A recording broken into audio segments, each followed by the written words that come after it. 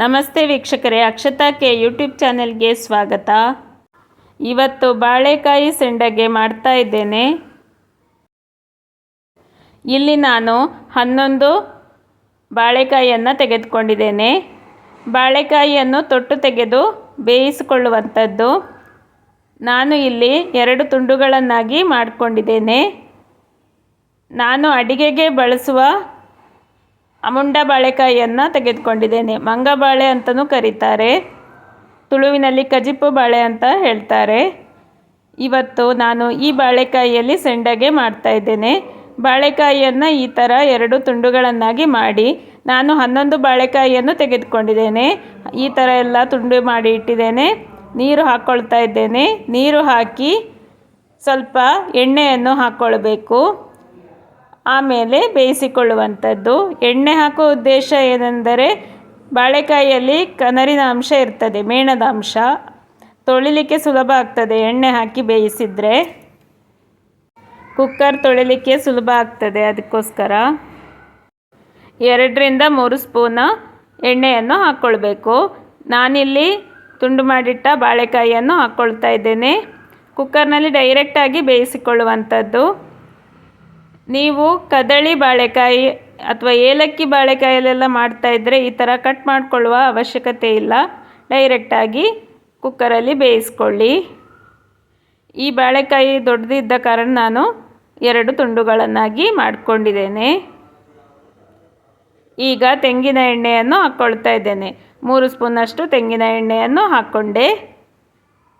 ಇನ್ನು ಮುಚ್ಚಳ ಮುಚ್ಚಿ ಬೇಯಿಸಿಕೊಳ್ಳುವಂಥದ್ದು. 1 ವಿಸಿಲ್ ಬಂದ ಮೇಲೆ ಸಿಮ್ ಮಾಡಿ 25 ನಿಮಿಷಗಳ ಕಾಲ ಬೇಯಿಸ್ಕೊಳ್ಬೇಕು. ಈ ಅಡುಗೆಗೆ ಉಪಯೋಗಿಸುವ ಬಾಳೆಕಾಯಿ ಅಂಗಡಿಗಳಲ್ಲಿ ಸಿಗ್ತದೆ. ತಂದು ಈ ಸೆಂಡಗೆಯನ್ನು ನೀವು ಮಾಡಿಕೊಳ್ಳಬಹುದು. ಬಾಳೆಕಾಯಿ ಬೇಯಲಿ. ಹಿಂದಿನ ದಿನ ರಾತ್ರಿ ಬೇಯಿಸಿ ಇಟ್ಟಿದ್ದೆ. ಮರುದಿನ ಬೆಳಗ್ಗೆ ಕುಕ್ಕರ್ ಮುಚ್ಚಳವನ್ನು ತೆಗಿತಾ ಇದ್ದೇನೆ. ನೋಡಿ, ಬಾಳೆಕಾಯಿ ಬೆಂದಿದೆ. ಸೆಂಡಗೆಯನ್ನು ಬೆಳಗ್ಗೆ ಬೇಗ ಬಿಸಿಲಿಗೆ ಹಾಕಬೇಕು. ಅದಕ್ಕೋಸ್ಕರ ರಾತ್ರಿಯೇ ಬಾಳೆಕಾಯಿಯನ್ನು ಬೇಯಿಸಿ ಇಟ್ಟುಕೊಳ್ಬೇಕು. ಈಗ ಬಾಳೆಕಾಯಿಯ ಸಿಪ್ಪೆಯನ್ನು ತೆಗಿತಾ ಇದ್ದೇನೆ. ಸಿಪ್ಪೆಯನ್ನು ತೆಗೆದು ಬಾಳೆಕಾಯಿಯನ್ನು ಚಿಕ್ಕ ತುಂಡುಗಳನ್ನಾಗಿ ಕಟ್ ಮಾಡಿ ಆಮೇಲೆ ಅದನ್ನು ರುಬ್ಬಿಕೊಳ್ಳುವಂಥದ್ದು. ಎಲ್ಲ ಬಾಳೆಕಾಯಿ ತುಂಡುಗಳ ಸಿಪ್ಪೆಯನ್ನು ತೆಗೆದುಕೊಳ್ತಾ ಇದ್ದೇನೆ. ನೀವು ಅಕ್ಷತಾ ಕೆ ಯೂಟ್ಯೂಬ್ ಚಾನೆಲನ್ನು ಹೊಸದಾಗಿ ನೋಡ್ತಾ ಇದ್ದರೆ ದಯವಿಟ್ಟು ಸಬ್ಸ್ಕ್ರೈಬ್ ಮಾಡಿಕೊಳ್ಳಿ. ಬೆಲ್ ಐಕನನ್ನು ಪ್ರೆಸ್ ಮಾಡಿ. ಇದರಿಂದ ನಾನು ಹಾಕುವ ಹೊಸ ವಿಡಿಯೋಗಳ ನೋಟಿಫಿಕೇಷನ್ಸ್ ನಿಮಗೆ ಬೇಗನೆ ಸಿಗ್ತದೆ. ಬಾಳೆಕಾಯಿಯನ್ನು ಬೇಯಿಸುವಾಗ ಎಣ್ಣೆಯನ್ನು ಹಾಕಿದ್ದರಿಂದ ಮೇಣ ಕೈಗೆ ಅಂಟುತ್ತಾ ಇಲ್ಲ, ಕನರು ಅಂಟುತ್ತಾ ಇಲ್ಲ. ಕುಕ್ಕರಿಗೂ ಏನೂ ಅಂಟ್ಕೊಂಡಿಲ್ಲ. ತೊಳಿಲಿಕ್ಕೂ ಬಹಳ ಸುಲಭ. ನೀವು ಬಾಳೆಕಾಯಿಯನ್ನು ಬೇಯಿಸುವಾಗ ನೆನಪಿನಲ್ಲಿ ಇಟ್ಕೊಳ್ಳಿ, ಸ್ವಲ್ಪ ಎಣ್ಣೆಯನ್ನು ಸೇರಿಸಿಕೊಂಡು ಬೇಯಿಸ್ಕೊಳ್ಬೇಕು. ಎಲ್ಲ ಬಾಳೆಕಾಯಿಯ ಸಿಪ್ಪೆ ತೆಗೆದು ಆಯಿತು. 11 ಬಾಳೆಕಾಯಿ ನಾನು ತೆಗೆದುಕೊಂಡದ್ದು. ಇನ್ನು ಇದನ್ನು ಚಿಕ್ಕದಾಗಿ ಕಟ್ ಮಾಡಿಕೊಳ್ಬೇಕು. ಚಿಕ್ಕದಾಗಿ ಕಟ್ ಮಾಡಿಕೊಂಡ್ರೆ ಮಿಕ್ಸಿಯಲ್ಲಿ ರುಬ್ಬಿಕೊಳ್ಳಿಕ್ಕೆ ಸುಲಭ. ಅದಕ್ಕೋಸ್ಕರ ಚಿಕ್ಕದಾಗಿ ಕಟ್ ಮಾಡಿಕೊಳ್ಬೇಕು.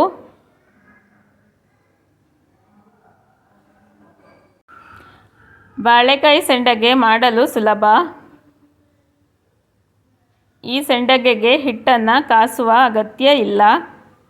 ಬೇಯಿಸಿಕೊಳ್ಳುವಂಥದ್ದು, ಆಮೇಲೆ ಚಿಕ್ಕದಾಗಿ ಕಟ್ ಮಾಡಿ ರುಬ್ಬಿಕೊಳ್ಳುವಂಥದ್ದು. ರುಬ್ಬಿಕೊಳ್ಳುವಾಗ ಸ್ವಲ್ಪ ನೀರು ಹಾಕಿ ರುಬ್ಕೊಳ್ಬೇಕು. ಕಟ್ ಮಾಡಿ ಆಯಿತು. ಇಷ್ಟು ಸೈಜಲ್ಲಿ ಕಟ್ ಮಾಡಿಕೊಂಡ್ರೆ ಆಯಿತು. ಇನ್ನು ರುಬ್ಬಿಕೊಳ್ಳುವಂಥದ್ದು. ಈಗ ಬಾಳೆಕಾಯಿಯನ್ನು ಮಿಕ್ಸಿ ಜಾರ್ಗೆ ಹಾಕಿ ಸ್ವಲ್ಪ ನೀರು ಹಾಕಿ ರುಬ್ಬಿಕೊಳ್ಬೇಕು. ಇಲ್ಲಿ 3 ಬ್ಯಾಚಲ್ಲಿ ರುಬ್ಕೊಳ್ಬೇಕಾಗಿ ಬಂತು, ಹೆಚ್ಚಿನ ಪ್ರಮಾಣದಲ್ಲಿ ಮಾಡ್ತಾ ಇರುವ ಕಾರಣ.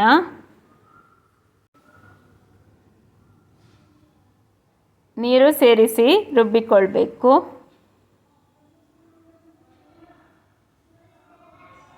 ವಿಡಿಯೋವನ್ನು ಗಮನವಿಟ್ಟು ನೋಡಿ, ಆಗ ನಿಮಗೆ ಹೇಗೆ ಹಿಟ್ಟು ರುಬ್ಬಬೇಕು ಅಂತ ಗೊತ್ತಾಗ್ತದೆ. ಉದ್ದಿನ ದೋಸೆ ಹಿಟ್ಟಿನ ಹದ ಹೇಗಿರ್ತದೆ ಅದೇ ಹದದಲ್ಲಿ ಮಾಡಿಕೊಳ್ಳಿ. ಸೆಂಡಗೆ ಹಾಕುವಾಗ ಅದು ಸುಲಭವಾಗಿ ಬೀಳಬೇಕು. ಹಿಟ್ಟನ್ನು ನೈಸಾಗಿ ರುಬ್ಕೊಳ್ಬೇಕು. ನೀವು ಎಷ್ಟು ಪ್ರಮಾಣದಲ್ಲಿ ಮಾಡ್ತಾ ಇದ್ದೀರಾ ಅದನ್ನು 2-3 ಬ್ಯಾಚ್ಗಳಲ್ಲಿ ರುಬ್ಕೊಳ್ಳಿ. ನೈಸಾಗಿ ರುಬ್ಕೊಳ್ಳಿ. ಈ ಥರ ನೈಸಾಗಿ ರುಬ್ಕೊಳ್ಬೇಕು. ಈ ಸೆಂಡಗೆಗೆ ಪರಿಮಳಕ್ಕೆ ಜೀರಿಗೆ, ಖಾರಕ್ಕೆ ಹಸಿಮೆಣಸು ಮತ್ತು ರುಚಿಗೆ ತಕ್ಕಷ್ಟು ಉಪ್ಪನ್ನು ಹಾಕ್ಕೊಳ್ಬೇಕು.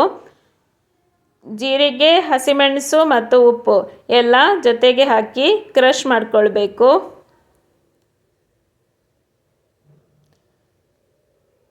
ಖಾರಕ್ಕೆ ಹಸಿಮೆಣಸಿನ ಬದಲಿಗೆ ಜೀರಿಗೆ ಮೆಣಸನ್ನು ಉಪಯೋಗಿಸಬಹುದು. ನೀವು ನಿಮ್ಮ ಖಾರವನ್ನು ನೋಡಿ ಅದಕ್ಕೆ ಬೇಕಾದಷ್ಟು ಮೆಣಸನ್ನು ಹಾಕ್ಕೊಳ್ಳಿ.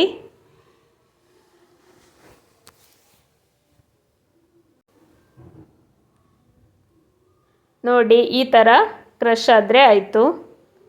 ಈಗ ಇದನ್ನು ರುಬ್ಬಿದ ಹಿಟ್ಟಿಗೆ ಹಾಕಿ ಚೆನ್ನಾಗಿ ಮಿಕ್ಸ್ ಮಾಡಿಕೊಳ್ಬೇಕು.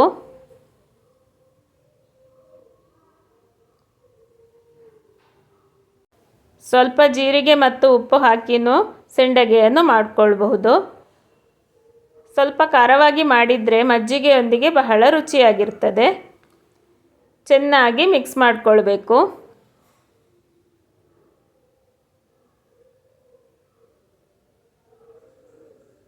ಈ ಥರ ಚೆನ್ನಾಗಿ ಮಿಕ್ಸ್ ಮಾಡಿಕೊಳ್ಳಿ.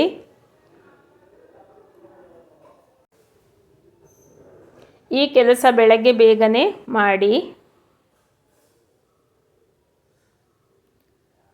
ಈಗ ಸೆಂಡಗೆಯನ್ನು ಹಾಕ್ಕೊಳ್ಳುವಂಥದ್ದು. ಚೆನ್ನಾಗಿ ಮಿಕ್ಸ್ ಮಾಡ್ಕೊಳ್ತಾ ಇದ್ದೇನೆ. ಇಲ್ಲಿ ನಾವು ಸೆಂಡಗೆ ಶೀಟಲ್ಲಿ ಸೆಂಡಗೆಯನ್ನು ಹಾಕ್ಕೊಳ್ತಾ ಇದ್ದೇವೆ.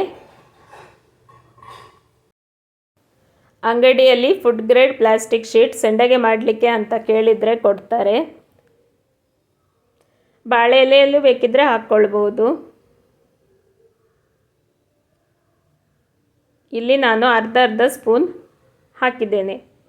ನೋಡಿ, ಈ ಥರ ಅದು ಅದರಷ್ಟಕ್ಕೆ ಬೀಳಬೇಕು. ಸ್ವಲ್ಪ ಮೇಲೆಯಿಂದ ಹಾಕ್ಕೊಳ್ಳುವಂಥದ್ದು.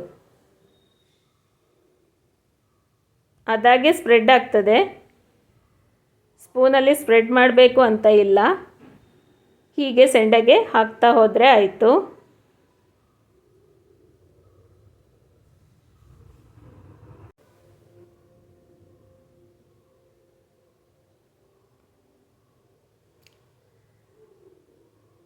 ಹಿಟ್ಟಿನ ಹದ ಇಷ್ಟು ಇದ್ದರೆ ಆಯಿತು.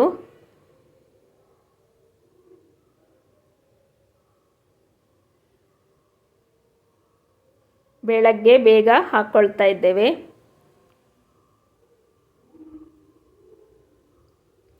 ಈ ಸೆಂಡಗೆಯನ್ನು ಬಿಸಿಲಿನಲ್ಲಿ 3ರಿಂದ 4 ದಿವಸ ಒಣಗಿಸಬೇಕು.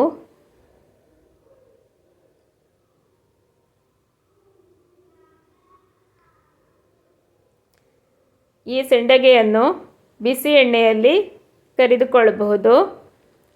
ಮೈಕ್ರೋವೇವ್ನಲ್ಲಿ 30 ಸೆಕೆಂಡುಗಳ ಕಾಲ ಇಟ್ಟರೆ ಸೆಂಡಗೆ ರೆಡಿ ಆಗ್ತದೆ.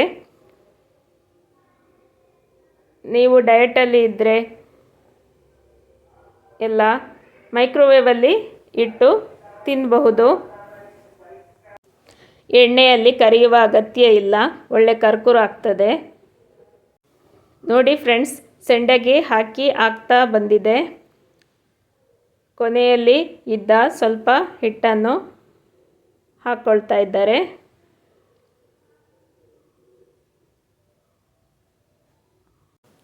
ಈ ಬಾಳೆಕಾಯಿ ಸೆಂಡಗೆ ಮಾಡಲು ಬಹಳ ಸುಲಭ. ನಿಮ್ಮ ತೋಟದಲ್ಲಿ ತುಂಬ ಬಾಳೆಕಾಯಿ ಇದೆ ಅಂದರೆ ಈ ಸೆಂಡಗೆಯನ್ನು ಸುಲಭವಾಗಿ ಮಾಡಿಕೊಳ್ಳಬಹುದು. ಮುಖ್ಯವಾದ ಅಂಶ ಏನೆಂದರೆ ಸೆಂಡಗೆ ಮಾಡುವ ಹಿಂದಿನ ದಿನವೇ ಬಾಳೆಕಾಯಿಯನ್ನು ಬೇಯಿಸ್ಕೊಳ್ಬೇಕು. 11 ಬಾಳೆಕಾಯಿಯಲ್ಲಿ ಇಷ್ಟು ಸೆಂಡಗೆ ಆಗಿದೆ. ಸಂಜೆಯ ಹೊತ್ತು ಸೆಂಡಗೆ ಒಣಗಿದೆ ನೋಡಿ, ಒಳ್ಳೆ ಚಾಕ್ಲೇಟ್ ಬಣ್ಣ ಬಂದಿದೆ.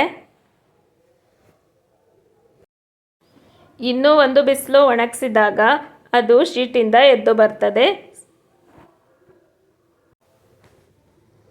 ಮತ್ತು 2 ಬಿಸಿಲು ಒಣಗಿಸಿಕೊಳ್ಳಿ. ಟೋಟಲ್ ಆಗಿ 4 ಬಿಸಿಲು ಒಣಗಿಸಿಕೊಳ್ಬೇಕು. 4 ದಿನ ಕಳೆದಿದೆ. ಸೆಂಡಗೆ ರೆಡಿಯಾಗಿದೆ.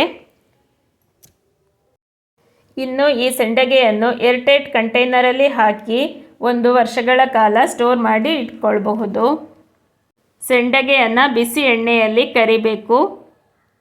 ನಿಮಗೆ ಈ ವಿಡಿಯೋ ಇಷ್ಟವಾಗಿದ್ದಲ್ಲಿ ಅಕ್ಷತಾ ಕೆ ಯೂಟ್ಯೂಬ್ ಚಾನೆಲನ್ನು ಲೈಕ್, ಶೇರ್, ಸಬ್ಸ್ಕ್ರೈಬ್ ಮಾಡಿ. ಧನ್ಯವಾದಗಳು ಮತ್ತು ಎಲ್ಲರಿಗೂ ಶುಭ ದಿನ.